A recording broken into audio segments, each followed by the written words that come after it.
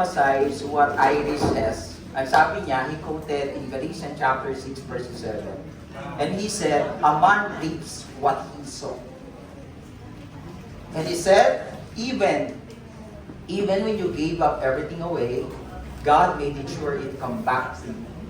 Not in the way you expected it, but in the way you need it.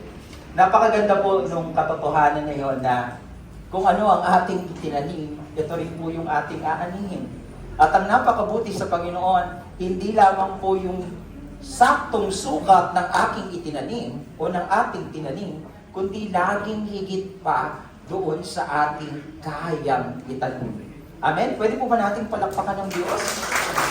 Praise the Lord. Exactly the principle Paul teaches us in our passage today. Entitled the message that we are pondering, the principle of sowing and reaping. Ito po yung pag-aaralan natin doon sa ikatlo na topic natin for this month. So, patuloy po natin nilalakaran para po sa mga bago at first timer na nakapunta po dito, no? Ang tema po na nilalakaran namin for the third quarter is abundance from emptiness to overflow. Sa Tagalog po niyaan, pananagana, magmula sa wala, papunta sa nag-uumapaw. At ito po yung pag-aaralan natin for the whole quarter or for the third quarter of this year. At ngayon pong ika-apat na linggo po ng Agosto, ito po yung ating tinatalakay patungkol sa pagtatanim at pag-ani. Sabihin mo nga sa katabi mo, pagtatanim. Now in Galatians chapter 6, verses 7 to 9, this is the verse that we are pondering this morning. And it says, do not be deceived, God cannot be mocked. A man reaps what he sow. Whoever sow to please their flesh, from the flesh will reap destruction. Whoever sow to please the Spirit, from the Spirit will reap eternal life. Let us not become weary in doing good, for at the proper time, we will reap a harvest if we do not give up. Now, the main idea of the topic that we are pondering this morning, it says, harvest of your life is determined by what you sow. Where you sow, when you sow, and whether you keep sowing. So, apat na bagay po ang pagdidiinan natin as we go on to this topic. Let me read it once again. What you sow, where you sow, when you sow, whether you keep sowing. So, that is the main idea. Mga kapatid, kung mayroon prinsipyo sa Biblia na hindi nagbabago, ito po yung prinsipyo ng sowing and reaping.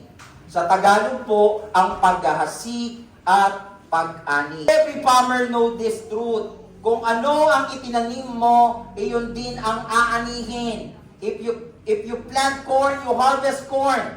If you plant rice, you harvest rice. Hindi pwedeng magtanim ka ng kamatis, aani ka ng mangga. Tama po ba? Hindi pwedeng maghasik ka ng damo at maghihintay ka ng palay. Nature itself teaches us this law. But it's not only an agricultural law, it is also a spiritual law. Sabihin niyo po, spiritual. Spiritual law. That's why Apostle Paul reminds the Galatian believers, do not be deceived. Huwag kayong magpalinlang. God is not mocked. We cannot mock God for whatever a man sows. Kung ano ang tinanim ng tao, siya rin ang kanyang aanihin. So this principle governs our lives, our choices, and even our eternity. Yung ating huling hantungan. Let us study for 4 truths about sowing and reaping from the Galatians chapter 6, verses 7 to 9. Ito po yung pabilis nating pag-uusapan. Kumuha kayo ng konting background in the book of Galatians. Now, sinulat po ni Apostle Paul, itong letter na ito para paalalahanan ang mga mananampalataya patungkol sa katotohanan. Ano po yung katotohanan? To defend the gospel of grace. That salvation is by faith in Christ, not by works of the law. Na yung tunay na kaligtasan ay pananampalataya kay Kristo Jesus. Saan po, ang daming requirements, no?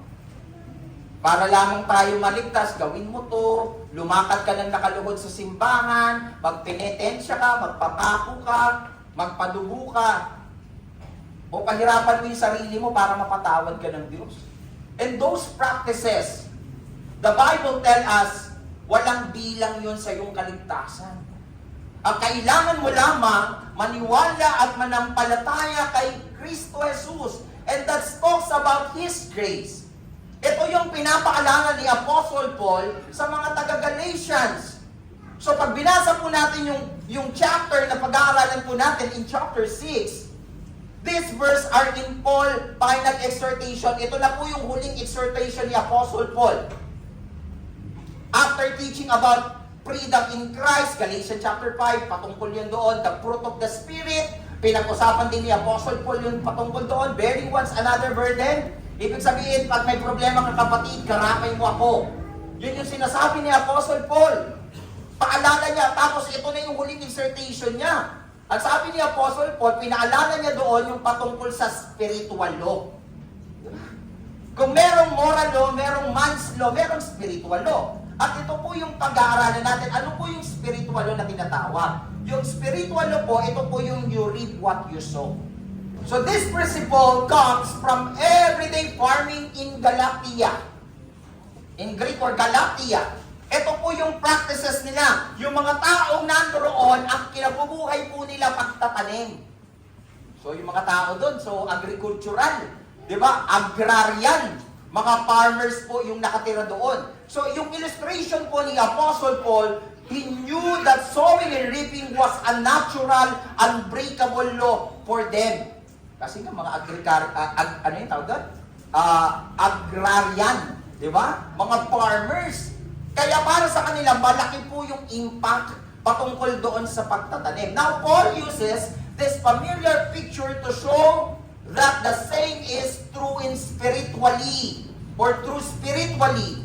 Now, beloved, one of the greatest unchangeable law of life is this: you reap what you sow. Unchangeable, ano po sa Tagalog unchangeable? Hindi nagbabago. So, ibig sabihin, itong katotohanan na ito, pag naintindihan mo sa buhay na ito, yung anuman ang tinanim mo, ito rin yung iyong aanihin. Kaya kailangan, kung gusto mong umani ng mga bagay na mabubuti, magtanim ka ng bagay na mabubuti. Now, apat na principle na gusto kong maintindihan nyo as we go on further dito ko sa text na ito.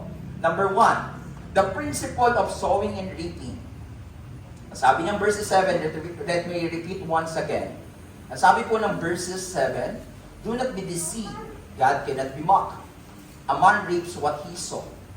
Now, pag sinabi pong principle, ito po'y fundamental truth or proposition that serves a foundation for a system. Sa madaling sabi po, ito po yung truth, proposition, concept, idea, or theory. Madaling salita po, ito po ay may basihan, katotohanan. Di ba? Yun po ang hugot nito. Ito pong principle. Now, ang sabi po ni Paul, started his warning. Huwag kayong padadaya. That's a warning. Anong ibig sabihin ng planaw? So, it's broad. Ibig sabihin, yung meaning ng Greek word na yan is to be led astray, to be misled, or sa Tagalog, malinlang at madaya. So, ibig sabihin nun, huwag kayong papadaya, huwag kayong papalinlang. Bakit po? Because the danger is thinking we can cheat spiritual laws. Marami sa atin iniisip, matatakasan natin yung spiritual law. Are you with me? Kaibigan kapatid, huwag nating isipin na malulusutan natin yung prinsipyo ng Diyos. Piling natin, pag hindi natin naintindihan at hindi natin ginawa yung pagtatanim, minsan ang mentality ng marami sa atin, ha-harvest tayo without the principle of sowing. Gusto natin ang harvest, pero ayaw natin magtanim. Just like gravity, God's principle of sowing and reaping cannot be ignored. Pwede kang pagpalain ng Panginoon magmula sa wala. Ganun ang Diyos, kaya kaya niyang maghimala, magmula sa wala. Pero the point is, ito yung katotohanan. We need to remember that God also hates ang taong tamad. God cannot be mocked. Ano po yung Greek word? Mokterazzetai. Ayan po yung Greek word niyan. Ang sinabi po niyan, to sneer, to turn the nose, tuyain, yabangan. Sinasabi niyan, huwag mong yabangan ng Diyos, huwag mong tuyain ang Diyos, huwag mong pagtawanan ang Diyos, huwag mong maliitin ang Diyos, huwag mong insultuhin ang Diyos. Yung sinasabi diyan sa wikang Tagalog. Feeling mo kasi, marami sa atin, nakala natin, alam niyo po ba yon? Yung ganong klaseng mentality na kahit hindi ka magtrabaho, yayaman ka. Iniinsulto mo ang Diyos. Feeling mo, ganun lang kababaw ang Diyos. Feeling mo dahil mapagmahal siya, gracious siya, mapagpala siya, ganun lang kababaw ang pagtingin mo sa utak ng Diyos. And that's insult with God. Insulto ito sa Diyos.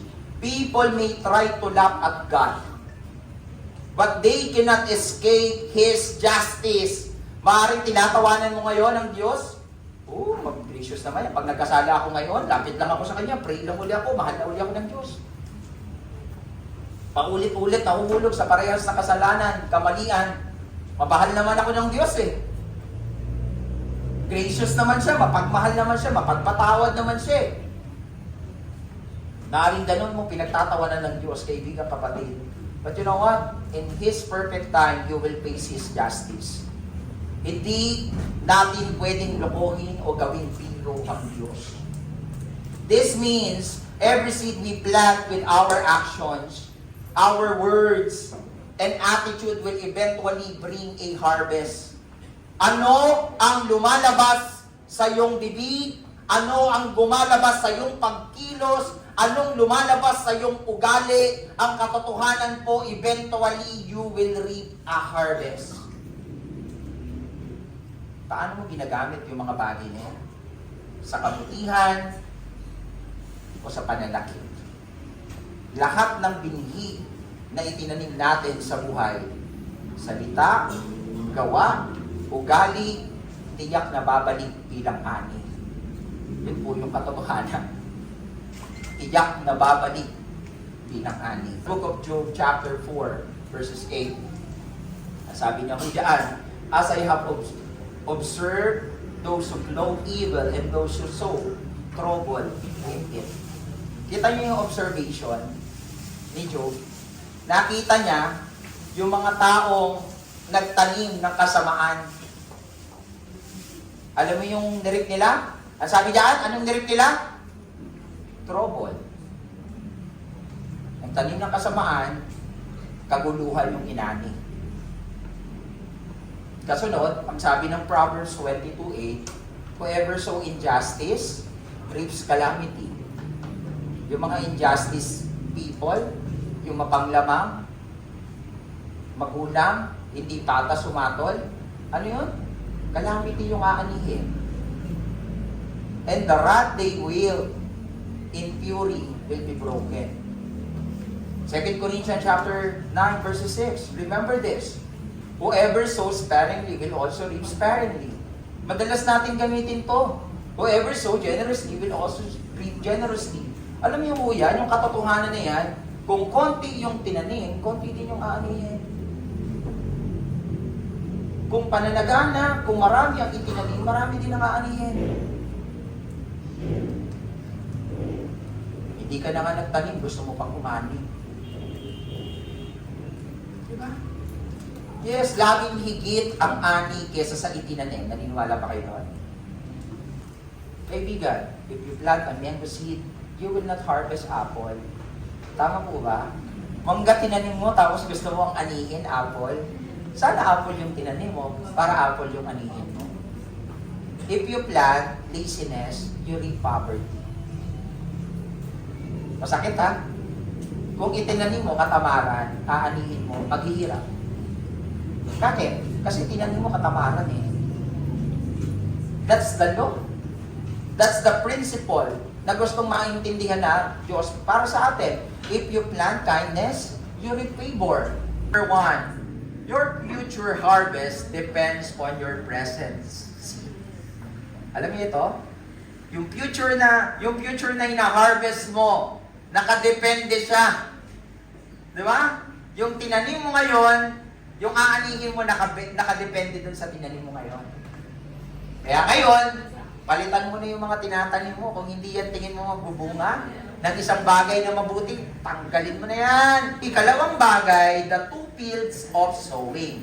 So meron kasing comparison. Makikita natin yung comparison ng Panginoon magmula doon sa nagtanim, doon sa kabutihan, at doon sa hindi. Now, pag-aralan natin to. In verses 8, it says, whoever sow to please their flesh. Yan yung comparison eh. Tingnan niyo ito ah. Yung una, nagtanim doon sa laman. Pleases their flesh from the flesh. Alam niyo, napakalinaw ng mensahe ng Panginoon sa atin. Ang kailangan na lamang natin, unawain at lakaran. Alam mo kailan nasulat yung salita na yan? Higit 2,000 na. Taon na nasulat yan. Ang kailangan mo lamang, basahin, paniwalaan, at unawain. I-apply sa buhay. Alam mo po ba yung meaning ng Bible? Ano yung B-I-B-L-E? Yung B-I-B-L-E, it means, basic instruction before leaving earth. So meaning, there is a instruction for human sa mga tao na kailangan mong maintindihan. Ang kailangan mo lamang basahin. So Paul contrasts 2 kinds of sowing, to the flesh and to the spirit. In the Greek-Roman world, sowing and reaping was a common proverb. So common proverb ito. Diba sa kanila? Sa Tagalog, sa elementary, tinuturo to ang tawag dito, cause and effect. Remember niyo ba yun, mga estudyante? Yes. Cause and effect. But it comes from that wisdom, yung sinasabing, sowing and reaping. Sa Tagalog, ano ang tinanim, yun din ang inanim. Paul gives it a deeper spiritual meaning. Hindi lang ito moral, kundi ito spiritual. Tingnan mo natin, number 1, sowing to the flesh. Slide ulit. Ano po ibig sabihin ng flesh? In Greek word is sarx. Sarx burger, ano? Diba? Anong ibig sabihin nito? Meaning, our sinful nature. Yung likas nating kasamaan. And the part of us that resists God. Yung likas nating pagiging makasalanan at nagpapahiwalay sa atin sa Diyos. Yan yung laman. Yan yung pita ng laman. At ang sabi diyan, to sow to the flesh is to follow sinful desires. Ano yung mga sinful desires ng tao? Pag sinunod mo yung laman, lust, pride, selfishness, and being greedy. Nakita nyo? Pag sinunod mo ang laman, ito yung selfish desire ng tao, laman. Kayabangan. Pagiging makasarili. Pagiging ganit. Kasi yan yung sinasabi ng laman. At ang sinabi, pag ganitong klase ang iyong itinanim, ano yung result? Distraction. Pitora. Sa Tagalog, Tagalogin ko ho. Nabubulok. Diba? Corrupted. Wasak, sira. Kapahamakan. Yun daw yung nag-aantay if you plant this kind of, if you plant in the flesh. Ito yung pwedeng mangyari sa isang tao. Ito yung babala. Kaya nga ang lino ng verse eh. If you plant in the flesh, you will reap destruction. You will be corrupted. Romans 8:13. Ang sabi niya, for if you live according to the flesh, you will die. But if by the Spirit you put to death the misdeeds of the body, you will live. Pero gusto kong emphasize yung first part. For if you live according to the flesh, you will die. And it's talking about spiritual. Pag itinanim mo, kung ano yung tinanim mo sa laman, mamamatay ang spirito mo. Hosea chapter 8 verses 7. They sow the wind and reap the whirlwind. Ang ganda niyan. Ano yung tinanim niya? Sa Tagalog, hangin. Ano yung inani niya?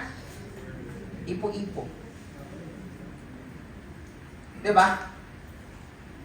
Nagtanim ka ng hangin, umani ka ng ipo-ipo. Nagtanim ka ng sama ng loob, anong inani mo? Pwedeng karamdaman. Nakipag-away ka, anong inani mo? Ospital. O kabaong. Nagbisyo ka ngayon, meron ba naninigarilyo dito? Taas kamay. Sabihin mo, magbago ka na ha, kung ano mo naninigarilyo yan. Oh. Ano nga aniin ng mga nagbibisyo? Paisima. Tama ba, Dok? Pastor? Diba? Sa lung center. Paisima. Sakit. Karamdaman. Tingnan nyo ito. Parang yung tao araw-araw, di ba yung isang tao araw-araw na naninigarilyo? Yung mga naninigarilyo dito, di ba masarap? Sarap eh. Chain smoker ako eh. Di ba? Ang sarap sa umpisa, bro. Ako din po, nung hindi pa ako nakakilala sa Panginoon, ang niyoyosi ko po minimum is 1 pack. Pero pag uminom kami, more than 1 pack. Eh, nabibili lang namin kasi yung sigarilyo ng 2 piso pa yata o less than. Nag-start siya sa 50 cents, parang gano'n. Ay, tanda ako na. Ngayon medyo, oy, umami no, sa istaro ngayon no, nagpapaliwanag no. Uli tayo dyan. 7 daw pinakamura. So, Marlboro pa kami noon, mga Blue Sea. Pangmayaman, di ba? So, yung mga panahon na yun, di ba? Ang sarap sa umpisa, ang sarap kumitit eh. Pero you know what, sa huli, baga ang sisirain. If you go to lung center, ang daming cases na ganito. Wala nang baga. Ganon din ang kasalanan. Laging matamis sa simula, pero mapait ang bunga. Ngayon, ini-enjoy mo yung kasalanan? Ini-enjoy mo yung buhay na yan na malayo sa Diyos? Kasi naniniwala ka dun sa prinsipyo ng mundo na you only live once and you need to enjoy life to the fullest. I tell you, matamis ngayon, pero sa dulo niyan, mapait. And the Bible tells us, you will reap what you sow. Ikalawang bagay na itinatanim doon sa comparison na yon, kanina nagtanim sa flesh, ngayon naman merong nagtanim sa spirit. At tingnan natin ngayon kung aanihin ng tao nagtanim sa spirit. When you say spirit, sabi doon sa whoever sow to please the spirit, from the spirit will reap eternal life. Now the Greek word is pneuma. Sa English naman, ang pronunciation niyan, pneuma. Kasi silent P. Pero sa Grego, pneuma. And it talks about the Holy Spirit. Referring to the Holy Spirit. Nang ano kong ibig sabihin nito? To sow to the Spirit is to walk. Nandiyan ba? Ano daw? Ang pagtatanim sa Espiritu, ang kahulugan nito is to walk in obedience. To invest in prayer, in scripture, holiness and love. Ito yung pagtatanim sa Espiritu. Sa Tagalog, pagsunod. Pananalangin. Pagbabasa ng salita ng Diyos. Pamumuhay ng may kabanalan. Pamumuhay ng may pagmamahal. Naitanim mo na ba yan? Tanong mo nga yung katabi mo, nakapagtanim ka na ba dyan sa kapwa mo? O puro sama ng loob? O puro galit? O puro pagigante? I tell you, in time, in God's time, you will reap your harvest. Habang may panahon, sabihin mo sa kanya, bulungan mo siya, magbago ka na. Palakpakan nga natin ang Panginoon. Praise the Lord. That's the reality. You reap eternal life. When you sow in the Spirit, you reap eternal life. And the Greek word of eternal life is Zoe. Ano nga ito? Ananio. Zoe Ananio. Di ba? Ano ibig sabihin ng Zoe Ananio? Life that is both everlasting and abundant. Yung buhay na kasama ang Diyos ang pinag-uusapan dito. Yung eternity, kapatid. Yung buhay after death. Na kung saan, nandun tayo sa piling ng Diyos, sa kalangitan, o doon tayo sa lugar na kung saan walang Diyos. Sa paghihirap, I hope wag mong piliin yun. Tama na yung suffering mo ngayon. Itodo mo na yung paghihirap mo ngayon habang maikli lang yung buhay. Kasi ang dinitikta dito yung hindi present eh. Ang dinitikta dito yung future. Let's live rightly in present for us to be with Him in the future. Huwag mo nang isipin yung mga wala ngayon, okay lang yan. Matatapos din ang paghihirap natin, pare-parehas. Ang mahalaga, papunta tayo sa Diyos. Yun yung dinidesire ng bawat mananampalataya. So itong eternal life na ito, aanihin mo siya kung you sow to please the Spirit. Hindi siya basta makukuha in an instant. Minsan nakala natin yung pangakong eternal life, yung heaven, ay makukuha ng instant. Are you with me? Minsan nakala natin yung pangako na eternal life saglit lang itong makuha. Para bang instant noodles. Pag gutom ka, magpakulo ka ng tubig, itambog mo yung noodles, pwede ka nang kumain. Ganun lang makukuha natin yung eternal life. Pwedeng ibigay lang, kaso hindi, you need to work it out. Libre yung binigay, pero may kailangan kang gawin. Doon sa tinanggap mong libre. For example, binigyan kita ng instant noodles. Regalo ko dito sa'yo ng libre. Pero paano mo siya makakain? Buksan mo yung instant noodles, magpakulo ka ng mainit na tubig, isalin mo yung tubig, antayin mong maluto. So you need to work out. Huwag nating abusuin yung grasya. Kaibigan, kapatid. Yes. Ano yung workout? Ano yung workout na sinasabi dito? Ibig sabihin lamang po nito, wala po ang taong ambag sa kaligtasan. Let me repeat once again, wala tayong ambag sa kaligtasan. Naniniwala tayo that salvation is by grace through faith in Jesus Christ.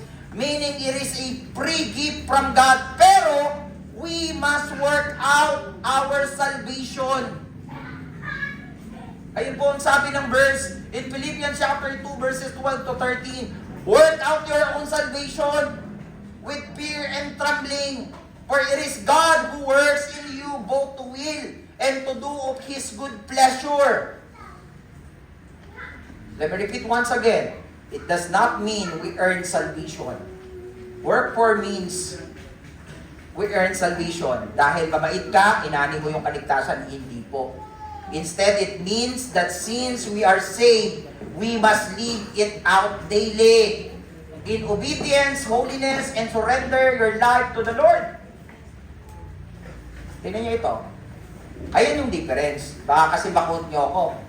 Let me repeat once again. Wala ang bag ang tao sa kaligtasan. Malaki po ang pagkakaiba ng work for sa workout. Pag sinabi pong work for, trying to earn yung kaligtasan, and that's unbiblical.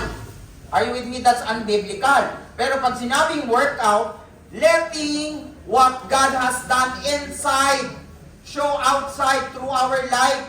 Yung ginawa ng Diyos sa iyo inside, lumalabas ito sa panlabas na pamumuhay through your life. Kung sinasabi mo na sa Panginoon ka na, kailangan may pagbabago ka. Yung buhay mo hindi na sa'yo eh. Nakita mo?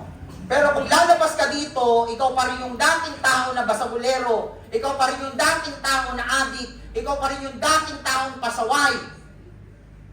I tell you, baka hindi ka pa talaga tunay na kumilala sa Diyos. At kung hindi ka magbabago, I tell you, in time, you will reap what you sow. Now, going back to the text, ilang verses yung nagpapatunay when we plant in the Holy Spirit, when we plant in the Spirit. And sabi doon, Romans chapter 8, verses 6, the mind governed by the flesh is death. But the mind governed by the Spirit is life and peace. Nakita niyo ito? Kung ano yung tinanim natin sa Espiritu, aanihin natin buhay at kapanatagan, kapayapaan. Di ba ang sarap nun? Pansinin niyo maraming mga Kristiyano dito, kahit may problema, kahit may pagsubok, kahit may pinagdaraanan, kumakanta pa rin sila. Pansinin niyo, nagpapatuloy pa rin sila. At mapapansin mo, parang walang pinagdaraanan. Na-remember ko po, naalala ko lang, nung ako po ay nagpapastor sa iba pang iglesia. At meron pong lumapit sa akin na isang miyembro. Ang sabi niya po sa akin, Pastor, alam mo ba, pansin ko lang po ito ha, parang wala ka pong problema. Parang wala ka pinagdaraanan ng problema, sabi niya. Sabi niya sa akin. Sabi ko, talaga ba? Sabi niya. Pero ganito sis, kung sasabihin ko ba na may problema ako sa iyo, mabibless ka pa sa akin? Sabi niya sa akin, Pastor, huwag mo na sabihin. That's exactly the point. May mga bagay na tayo'y pinagdaraanan bilang Kristiyano. May mga sitwasyon na mabigat, may mga sitwasyon na para bang grabe na nating nilalabanan. Pero in spite of those trials and battles that we have, nakikita pa rin ng iba kung paano tayo tumatayo at naninindigan. Why? Because the strength that we have is not in our own strength. The strength that we have and the hope that we have, it all comes from the God who created everything, including us. Amen? John 4:36. Even now, the one who reaps draws a wages, and harvests to crops for eternal life, so that the sower and the reaper may be glad together. Kita nyo ito? Reaps, draw wages, and harvest. Doon sa mga marunong magtanim. Next verse. O ito matindi. Ang sabi nung unang verses niyaan, sa John 10:10a, at sabi niyan, the thief comes to kill, destroy, and yun. Basta, kill, destroy, etc. So, I have come that they may have life and have it in full. Or into the full. Pumarito ako, sabi ni Jesus ito ha, pumarito ako upang bigyan ko kayo ng buhay na kasiya-siya. Yun yung pangako ng Diyos. And the only time you will reap those promises na yung buhay na kasiya-siya, balikan natin yung principle. Balikan mo kung ano yung tinanim mo. Kaya ang babala ni Apostle Paul, huwag kang magpadaya. Huwag kang magpalinlang. Huwag kang magpadaya na sasabihin sa'yo ng Diablo, aani ka kahit wala kang ginagawa. I tell you, it's a lie. You will be bypass the Word of God. That kind of mentality. Remember si Juan Tamad? Anong problema kay Juan Tamad? Yung story, di ba, tamad siya. Siyempre, that's the problem. Di ba? Pero the point is, this is the story. Si Juan Tamad gusto niyang kumain. Di ba? Pero, ayaw niyang abutin yung bunga. Diba? Ayaw niya abutin yung bunga. Gusto niya, yung bunga malaglag mismo sa kanyang bibig. Pero it takes many days, even weeks. Anong nangyari? Nagutom siya. That's the point. Binigyan tayo ng kalakasan ng Diyos. Binigyan tayo ng karunungan ng Diyos. Binigyan tayo ng mga resources ng Diyos to work for. While we are putting our faith unto the Lord, let's trust the Lord that He is faithful and just. You know what, my brothers and sisters? I'm praising God for what He is doing in our lives. But the point is, remember the story that I share 2 weeks ago nung ako'y nag-share po. Ano po yung story na share ko sa inyo? Na sobrang hirap ng buhay. Hindi naman kami pinanganak na mayaman. Pinanganak kami sa magandang nanay at magandang tatay pero mahirap. Yun lang kami. So, ibig sabihin, hindi namin nakukuha lahat. At to be honest, lumaki kaming mahirap. As in. Pero, dumating ako sa point na walang pagbabago, pero I try my best to work for the things that I experienced in my life. Sabi ko po, ito yung naging prinsipyo ko. Yung mga bagay na hindi ko natikman nung bata ako, as much as possible, hindi na sana matikman ng mga anak. So anong ginawa ko? I work hard for them. 2 trabaho, 3 trabaho, basta legal. Pagpasok ko sa opisina, magko-construction worker ako sa gabi. Alam niyo, Walter Mark, isa ako dun sa construction boy doon. Hindi ko siya kinahiya kasi kailangan ko mabuhay. Boss ako sa opisina, laborer ako sa gabi. Nagdi-deliver pa ako ng tulog. Kailangan namin mabuhay kasi sakitin anak ko. Habang nananampalataya ako sa Diyos, sinamahan kami ng Panginoon. And the Lord changed the people in our people. The point is, it's not us. It's about God. You just need to understand while you are trusting God, trumabaho ka. Gumawa ka. Simulan mo sa maliit until such time na ibigay ng Diyos sa iyo ang malaki. Now, meron nung 2 farmer, one plants wheat, and the other farmer plant good seed. Yung isa nagtanim ng damo, yung isa nagtanim ng good seed. And then the first farmer reaps thorns. Yung nagtanim ng damo, ano yung inani niya? Tinik. Di ba? Pero yung pangalawa, nagtanim siya sa doon ng good seed. Anong inani niya? He reaps fruits. The one who invests in the Spirit will harvest joy, peace, and eternal reward. Yung mga taong mag-i-invest sa Spirit, I tell you, in due time, when the suffering is over, when the Lord returns, you will reap your reward in heaven. Alam mo sa heaven, wala nang nakakahigit, walang nakakalamang, walang may kapansanan. I don't know kung hindi na natin kailangan magtrabaho kasi tapos na lahat. Pero the point is, wala na lahat ng paghihirap. So kung ngayon hindi matatapos yung paghihirap, sa langit tapos na.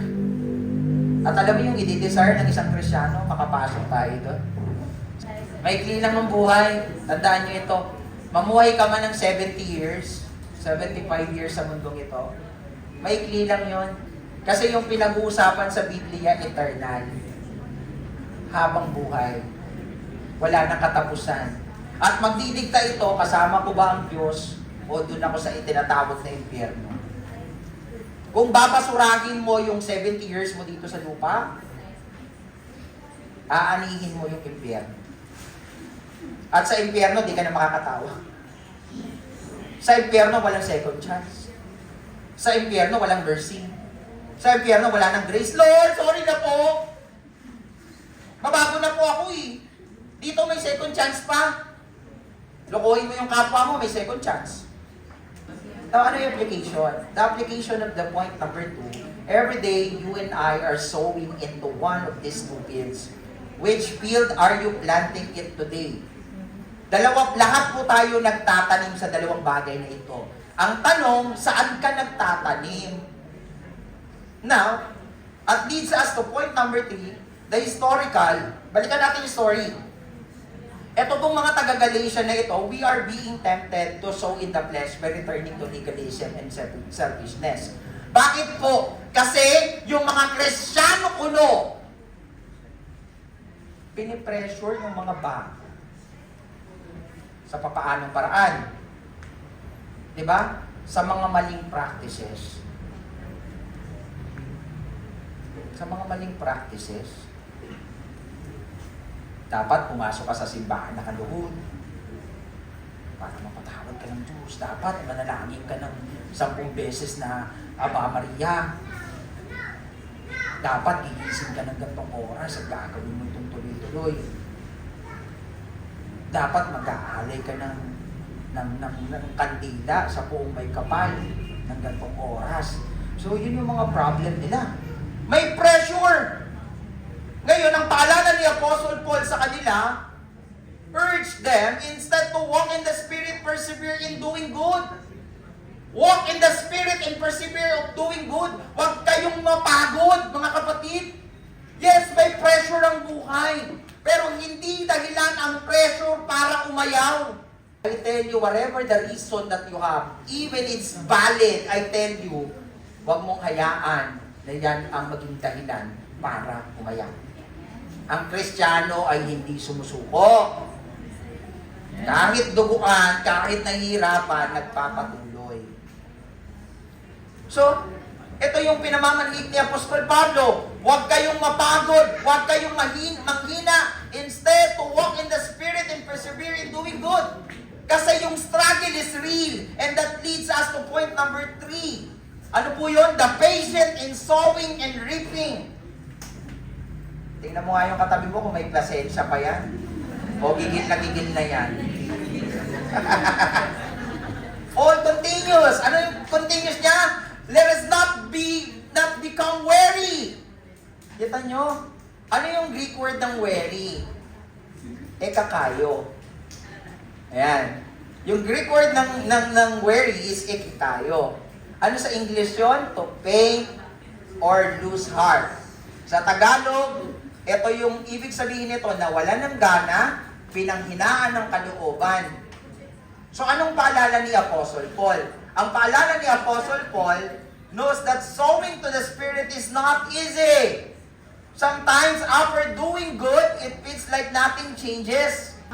Yung pagtatanim ng mabuti ay hindi madali. Sino dito naniniwala? Di ba pag gumawa ka ng mabuti, hindi yun minsan madali? Pansinin nyo. Bakit? Kasi nakarely tayo dun sa result. For example, tinulungan mo yung isang tao. You are expecting na magkaroon ng pagbabago sa kanya. Yung pagtulong na yon. Diba? Pero the truth of the matter, minsan, yung pagtulong at kabutihan natin, walang resulta sa iba. Anong gagawin mo? Mapapagod ka. Pero yung encouragement, do not be weary of doing good. Huwag kang mapagod gumawa ng mabuti. Diba? Ilang beses ko na tinulungan yan eh. Wala pa rin pagbabago, ganyan pa rin yan. Wala nang pag-asa yan. Wala namang bumabalik. Gumagawa ko ng mabuti, pero wala namang bumabalik sa akin. At the proper time, you will reap. Kita mo yung encouragement ni Apostle Paul dito. Huwag kang mapagod kasi merong tinatawag na at the proper time. Now, the Greek word of the at the proper time is kairos. Pag sinabing kairos, it is the appointed, right season, time na tinatawag. It is God's perfect timing. Yun po yung sinasabi diyan. Harvest may not come immediately, but it will come certainly. Let me repeat once again. Harvest may not come immediately, but it will come certainly. Pakitagalog, Pastor. Yung harvest, maaring hindi agad-agad dumating. Pero the bottom line is, darating din siya. Darating din. Huwag kayong mapagod! Inalis na kayo ng Diyos dyan. Magtuloy-tuloy kayo. Huwag kayong mapagod. Sapagkat darating yung oras na ibibigay ng Diyos yung kailangan nyo. And that is the kairos. The perfect time. God's appointed time. The kairos moment. Yung kairos moment na yon, that will be full of joy. That will be full of blessing. The more na wala ako, the more na nagbibigay ako. To be honest. So, ang hinahabol ko every month, nasa 6 digit. Makabayarin ko. Dami, no? Pero alam mo, pag may mga challenge, the more na nag-struggle ako, sabi nga nila, tinuna mo yun. Di, ito yung pain ko sa Diyos. Because, my blessing is paparating na. And true enough, hindi pa ako pinagkulang ng Diyos ni minsan. Dahil ba sa kakayahan ko? Hindi. Dahil sa kakayahan niya at katapatan niya. Kailangan mo lang maintindihan that may tinakda ang Diyos na tamang panahon para sa bawat isa sa atin. And I want you to understand that. That is the kairos moment. But God wants you to remain faithful. To keep on moving. Keep on doing what is right. Now, ang sabi ng Bible, fast forward natin, Ecclesiastes chapter 3, verses 1, there is a time for everything in the season, for every activity under heaven. May panahon ang lahat ng bagay sa buhay natin. May panahon ng paghihirap, pero may panahon din ng pananagana. May panahon ng bigati, pero may panahon din ng kagalakan. James chapter 5 verses 7, be patient then, mga kapatid, sa pananampalataya until the Lord's coming. See how the farmer waits for the land to yield its valuable crop, patiently waiting for the autumn and spring and rains. Marunong magantay. Last verse, Isaiah 40 verses 31. But those who hope in the Lord will renew their strength. Yung mga taong nananampalataya at nagtitiwala sa Diyos, bibigyan ka niya ng panibagong kalakasan. They will soar on wings like eagles. They will run and not grow weary. They will walk and not be faint. This will be the last point. The encouragement to keep sowing good seed. Do not be weary in doing good. In due season, you will reap a harvest. If we do not give up, ganda nun, di ba? Yung encouragement, mararanasan mo yung pagpapala kung hindi ka susuko. Minsan kasi ganito may bata, alam niyo kapag nag-pray tayo, yung blessing ganito yun. Narinig ka ng Panginoon when you pray. Pero along the way, may battle in heaven. Gagawa yung diablo para hindi mo maranasan yung blessing. Sa spiritual realm, totoo ito. Hindi natin nakikita ng physical eye. Pero there is something in spiritual realm na nilahadlangan yung biyaya ng Diyos. Ngayon ikaw, ang tagal mo na kasi pinagpipray eh. 3 months na, 1 taon na, pero hindi pa rin sinasagot. Ayoko na nga ipag-pray. Ano yung mga panalangin na hinintuan mo na? Ano yung mga bagay sa buhay mo na inayawan mo na? Balikan mo.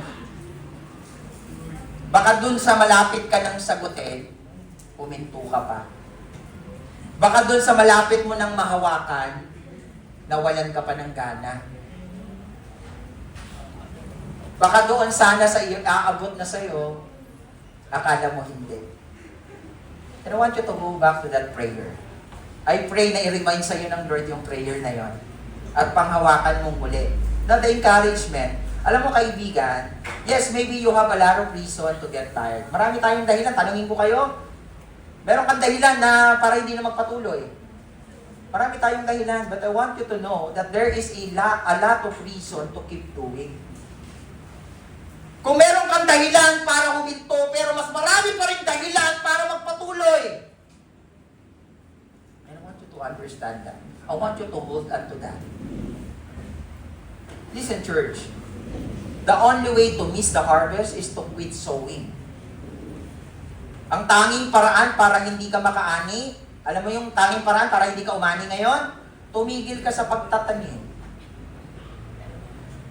That's the only time na hindi ka na mag-harvest kasi tumigil ka na. Pero kung patuloy kang magtatanim kahit may bagyo dyan, kahit anumang pagsubok, mahirap man, magtanim ka ng magtanim. And in due season, you will reap a harvest. The moment you stop working, that's the moment you stop losing. Perseverance is the bridge between seed time and harvest. Ano daw yung bridge? Perseverance. Sa Tagalog, ano yung perseverance sa Tagalog?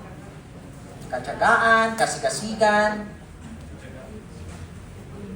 kasipagan. Yung tatlong verses, mabilis na lamang ito, 10 minutes. Hebrews chapter 12 verses 3. Consider him who endures such opposition from sinners, so that you will not grow weary and lose heart. 1 Corinthians chapter 15 verses 58. Therefore, my brothers and sisters, stand firm. Let nothing move you. Huwag mong hayaan na merong mag-alis sa'yo doon. Manatili ka, manindigan ka, tumayo ka. Always give yourself fully to the work of the Lord. Ibigay mo yung buong ikaw. Hindi lang half-hearted. Alam nyo ho, ang Diyos ganito yan. Pribilehiyo ho ang paglilingkod sa Diyos. Parang lisensya. Pag kumuha ka ng lisensya, ang lisensya po ay pribilehiyo. Hindi mo siya karapatan. At hindi mo rin din karapatan ang paglilingkod sa Diyos. Pribilehiyo. Binigyan ka ng pagkakataon na maglingkod. And that privilege, pagka pribilehiyo, pwede bang bawiin? Yes. Kasi hindi siya karapatan. Kaya kung maglilingkod ka na rin, intindihin nyo ito sa mga workers, leaders, at ginagamit ng Panginoon. Kung maglilingkod ka na rin, itodo mo na. Sipin mo, naglingkod ka na rin, putyo-putyo pa. Alam mo yung paglilingkod na putyo-putyo, walang bilang sa Diyos. Anong sinayang mo? Oras mo, panahon mo, resources mo. Bakit? Kasi wala namang bilang yung ginagawa mo sa Diyos eh. That's the truth of the matter. Masakit man, pero yung ginagawa mo, that's your best. Kasi lahat ng hindi best na ginagawa sa Diyos ay walang bilang. Bakit? Kasi gusto ni Lord best. He give His best. Tapos bibigyan mo siya ng putyo-putyong lingkod. Paglilingkod, pag may extra time ka lang, pag may extra resources ka lang, hindi yan ang nais ng Panginoon. Matthew 24 verses 13. But the one who stand firm to the end will be saved. Ito yung pinakamasarap pang hawakan. Yung mga natili hanggang dulo maliligtas. Alam niyo yung isang bamboo tree po, it takes years growing roots underground. Napakahabang taon. At makikita mo yan sobrang babaw lang. Pero sa haba ng taon, malalim na yung ugat. At pag na-reach niya na yung lalim ng ugat ng isang bamboo tree for a long times, di ba? But once its foundation is ready, ano mangyayari? It suddenly shoot up rapidly in growing strong and tall. Kaya may mga bamboo tree na gulat ka pagkatipas ng ilang buwan, ang laki ka agad. Kasi anong inuna? Yung foundation. Nakita nyo? That's how God often works. Unseen at first, but powerful in due time. Maaring walang nangyayari, walang nakikita, but in due time, in God's perfect time, in Kairos moment, makikita mo yung resulta. And you know what? The harvest is plenty. Marami ang aanihin. Amen? Palakpakan na natin ang Panginoon.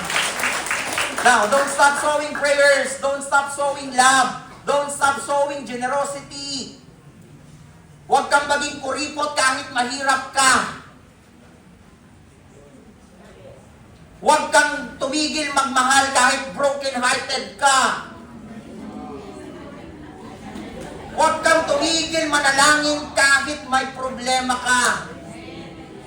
Your harvest is closer than you think. Malapit na yung pag-ani mo. As I close. Now, the law of sowing and reaping cannot be broken. Principle siya. Hindi siya pwedeng iiwasan. You reap what you sow. That is part of the principle. Kung anong tinanim mo, aanihin mo. You reap where you sow. Saan ka nagtanim? Ano ang tinanim mo? Doon ba sa laman? O doon sa spirito? You reap later than you sow. Sigurado po na yung ating patient will be rewarded in due time. You reap if you don't give up. Beloved, keep sowing good seed. Sow in faith, in love, in obedience. Even when it seems nothing is happening, bakit po? God is working in the unseen. Alam mo yun, dahil ano yung tiyak dito, mga kapatid? Balikan natin yung verse. Galatians chapter 6 verses 9, at the proper time, you will reap a harvest if you do not give up. Palakpakan natin ang Panginoon.